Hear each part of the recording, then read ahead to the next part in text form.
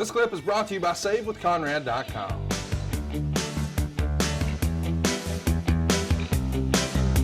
Gonna like try now? Yeah, let's go to Mean Gene Okerlund with the Colossal Connection first. Yes, please do this. All right. I'm standing here with the big guy, Andre the Giant, the bad guy, Ming, or King Haku, and, of course, Heenan. Bobby, are you sober? Am I sober? Are you sober? Well, listen, I was going to have a drink. Well, I'm going to have a drink here as well. I'm going to need to say a few things about Tony Schiavone. His chair was always higher than anybody else's. Higher than anybody else's. And he always kayfabed me on finishes. Do you know that? You know it's a lie, too? I don't know it's a lie. You know it's a lie? I don't know anything. Well, it's true. Lying motherfucker. Let's get out of here. All right, you heard it from Bobby the Brain Heenan, and as we always know, everything he said was the truth. Did somebody fart? Gonna like try now? Yeah, let's go to Mean Gene Okerlund with the Colossal Connection first. Yes, please do this. All right. I'm standing here with the big guy, Andre the Giant, the bad guy, Ming, or King Haku, and, of course, Heenan. Bobby, are you sober? Am I sober? Are you sober? Well, listen, I was going to have a drink. Well, I'm going to have a drink here as well. I'm going to need to say a few things about Tony Schiavone. His chair was always higher than anybody else's. Higher than anybody else's. And he always kayfabed me on finishes. Do you know that? You know it's a lie, too? I don't know it's a lie. You know it's a lie? I don't know anything. Well, it's true. Lying motherfucker. Let's get out of here. All right, you heard it from Bobby the Brain Heenan, and as we always know, everything he said was the truth. Did somebody fart?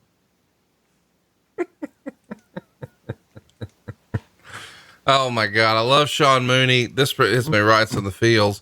And by the way, was a Demolition promo the easiest promo ever to do? Listen to this. Cut down the biggest redwood there is, even if he is 7'4", 500 pounds, and I'll shear the limbs off that Polynesian oak.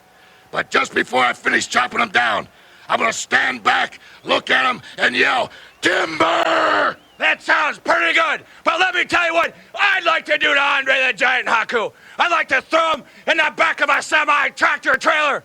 Get behind that wheel, push the pedal to the middle, and drive him straight off a cliff and watch him smash into smithereens! Gentlemen, this is beginning to sound like a demolition derby. Now you're catching on, because that's exactly what happens every time Demolition's enters the ring.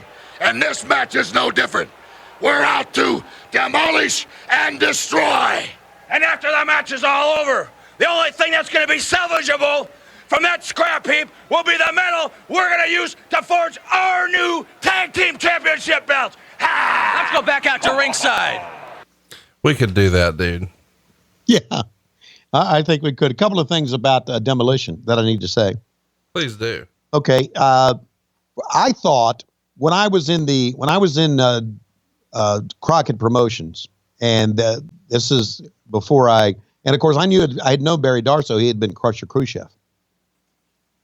And I would look from the distance of Jim Crockett Promotions at the WWF. I would think to myself, wait, Demolition, they are a sorry knockoff of the Road Warriors. I don't think that. Okay. Then when I got there, I thought to myself, you know what? These guys are better than the Road Warriors. Yep. And it's all about your perspective in many ways. But they were tremendous. They really were. And another thing about them is we have in AEW, we have a mask guy, Evil Uno. And he and I were talking about being able to do a promo with a mask on. And I said, you need to watch Bill Eadie's promos as the masked superstar back in the 70s and 80s. What you're seeing Bill Eadie do here right now with Demolition is pretty good. It's really good. But when he used to do interviews as a masked man, the masked superstar, I'm telling you, Conrad, I don't know how many of those you've seen. They were great fucking interviews, buddy. They were great. I mean, he knew how to do a promo, and it wasn't necessarily the screaming that you see from Demolition. So I'm encouraging anyone who just go on YouTube and find Masked Superstar interviews and take a look at what he could do back then, because it was good stuff. I appreciate you sharing that. It's rare that you talk about something that you actually liked. You always just sound exhausted by wrestling. Well, I'm not exhausted by wrestling. Hey, talk to me about the look of Demolition here. I mean, I didn't know it as a kid, but this is some weird S&M dominatrix type shit here, is it not? Oh yeah. I have a feeling because of what kind of a weird guy Vince was, that he was all into this. And I'm just saying weird because he liked, pushing the envelope in wrestling. You ever had like Lois tie you up and drip candle wax on your balls or something like that? No, if Lois would ever end up tying me up, okay, She'd just leave you for dead. that's exactly right. She'd go to sleep. She'd go get something to eat, watch some TV, come in and check on me. Say, you okay? I said, yeah, right now. She said, okay, well, I'm going to go to the store. And then she'd come back and she'd open the door. She said, okay. I want to go. No, she's okay. I got to go take a shit. I'll be right back. Things like that. I've heard that former ladies professional wrestler Princess Victoria, she was all into this. I've never heard of the name Princess Victoria. Well, there's at least one guy who I know was married at the time, and I can't say their name, but apparently she liked whips and chains and restraints and things like that. And a friend of ours has told me, actually two friends of ours have told me multiple stories about that. And whenever I see Demolition now, I always wonder, hey, what other folks were sort of in on the gag here? Because I don't care what anybody says. That's clearly what they're going for. Some S&M look. And as a kid, I didn't know that. And also as a kid, because of my age group, I saw Demolition before I saw the Legion of Doom, so before I saw the Road Warriors, I saw Demolition. So I didn't see Demolition as a knockoff, and I loved Demolition and I loved their finish. And I love their look. Boy, look at that fucking kick. You can tell Andre's hurting for certain. Oh, He's yes, in a bad absolutely. way here. Hey, Right. we talked about it at the top of the show. We've got Gorilla and we got Jesse Ventura. I'm going to make you decide here. What did you prefer? Gorilla and Bobby or Gorilla and Jesse? I preferred Gorilla and Jesse. And it's not a knock on Bobby. I don't know. To me, Jesse meant WWF. And I guess it goes back to the days of watching Saturday night's Main Event. I don't know. All right. I liked him. Here, okay. I can qualify that. All right. I like Jesse and Gorilla on commentary. I like Bobby and Gorilla on the desk doing, going back and forth. Yeah. Doing like the main event, Prime time. prime time. Yeah. They were tremendous together on prime time. Their banter back and forth. So there, liked them both. I'll allow it. So any of you dirt sheet stooges out there who use Conrad's podcast as headlines for your stories, because you can't do any work on your own, then you can say that Schiavone liked them both. Oh, we should mention that this show popped up early, both on patreon.com/WHW Monday and adfreeshows.com. We've had lots of questions about, hey, is Tony canceling his Patreon? No, he's not canceling his Patreon. He just did a live video chat just a couple of days ago, and he's going to continue to crank out new content there. And I think I'm even going to be in on some of the action, because the rumor and innuendo is you and I might be watching some shows together. And that's all going to be happening on the WHW Monday Patreon. But ad-free shows is where you can get all 5 of my shows early and ad-free. And we got some cool bonus content over this week. I don't know that you saw, but we had Jim Ross talking about the plane ride from hell for the first time ever. Wow. Where there were guys who had jobs when the plane took off who didn't when they landed.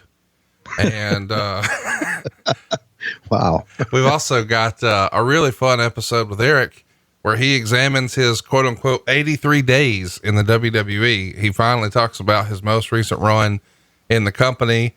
Arn Anderson gives sort of a peek behind the curtain into the Vader Orndorff fight. Bruce Pritchard talks WrestleMania 8. Lots of fun new content over at adfreeshows.com. But if you're a WHW super fan and you want to do the low key big hog get togethers and you want to see Life with Lois and do live chats with Tony, that's only available here at patreon.com/WHW Monday. And you can join for as little as like $7 a month. So if you've been sleeping on that, go check it out. Patreon.com/WHW Monday. And I don't know when this low key big hog thing is going to happen now, thanks to the coronavirus delaying our April plans. We've got some dates circled in July. If that keeps up, yes, we will adjust it again. We want to make sure everybody can travel here safely and enjoy themselves, but we're all in this together. And, as soon as we know if there's going to be more of this, we will communicate it. But if it was up to me, man, you know, none of this would be happening and we'd be doing it this fucking weekend. I'm in the mood to talk wrestling with our friends. Yeah. Like you said, it's a fluid is a term you used earlier. It's a fluid situation. We hope by July, everything's going to be fine and we can all get together. I think someone said, on our group chat, I don't think it was the one that we had recently, but an earlier one said, man, it's going to be hot in July in Alabama. And I said, well, we're not going to go out and run laps. No, that's true. There will be no laps involved in anything I'm doing. Right. So there we go. And we always have a great time. And, oh, by the way, I look forward to coming to your house this weekend. Oh yeah. It's going to be fun. WrestleMania. Right. It's going to happen. We've started to cull the guest list a little bit. Megan's a little nervous about having so many strangers in the house, like Cassio Kidd and Corey Ryan Forrester. But you're still welcome. So we're excited to have you. Did you kick Corey Ryan Forrester out?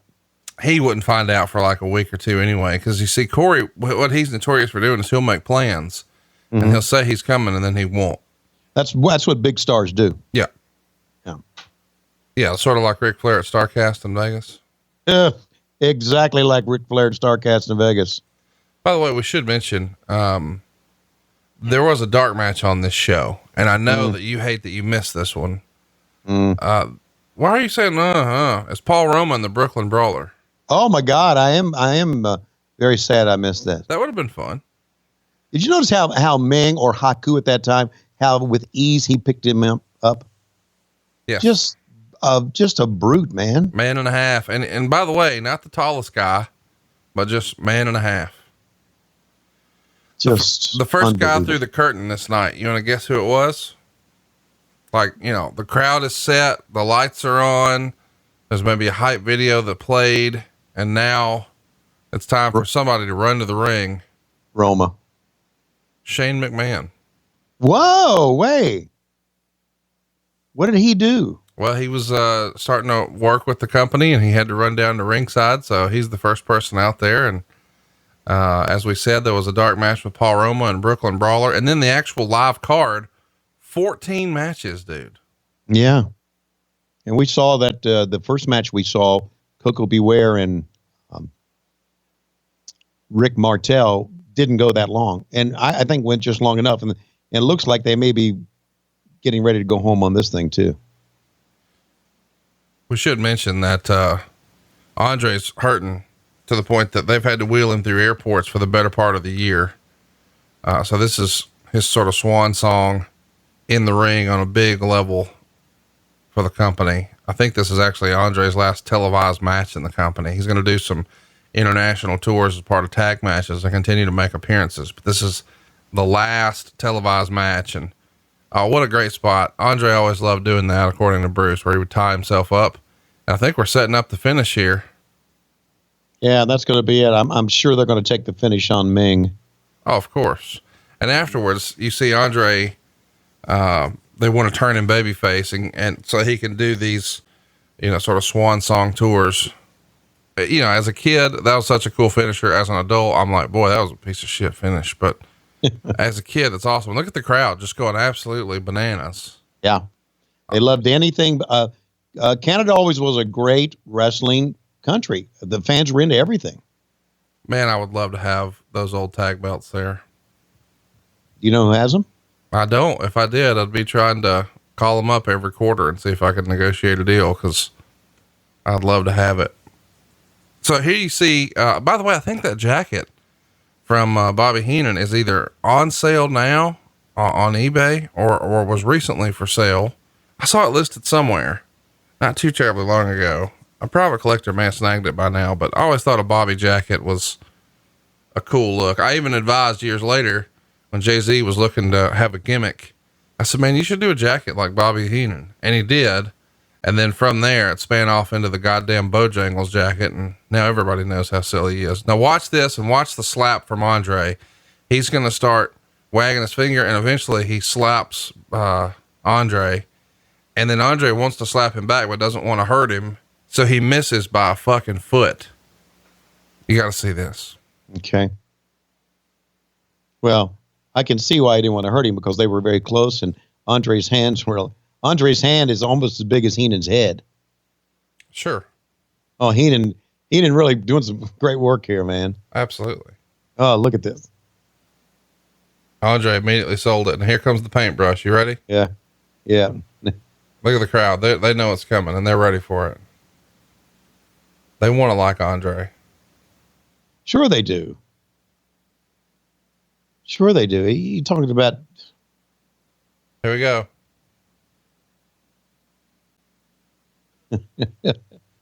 Whiff.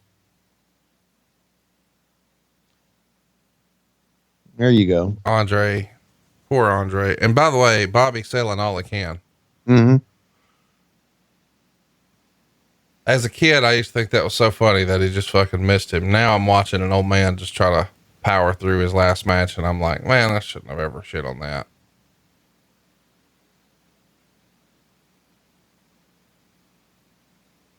Yeah, because that's all he could do at that time.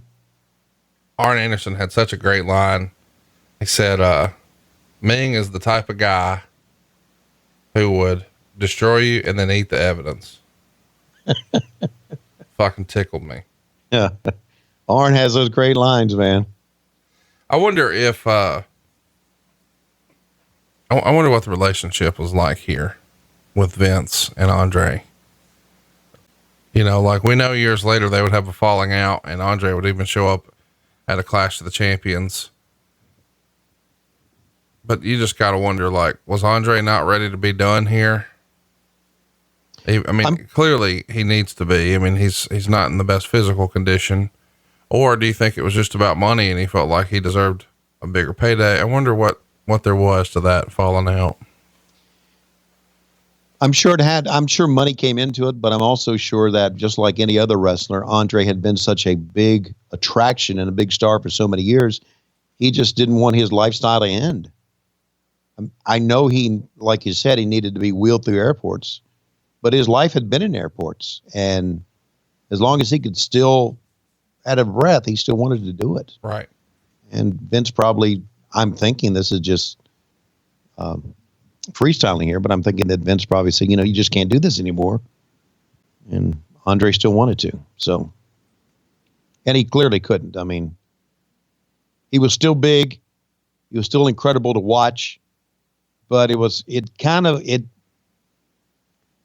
is a bad comparison. I'm sorry, but I'm going to say it. It was kind of like watching Giant Baba wrestle. Giant Baba was 10 times worse. It's just awkward. Yeah. Just tough. I mean, anytime Baba came out and he'd walk out with that robe on and you'd see him and you'd think, wow, man, this is going to be good. And he'd take off the robe and you go, what the fuck?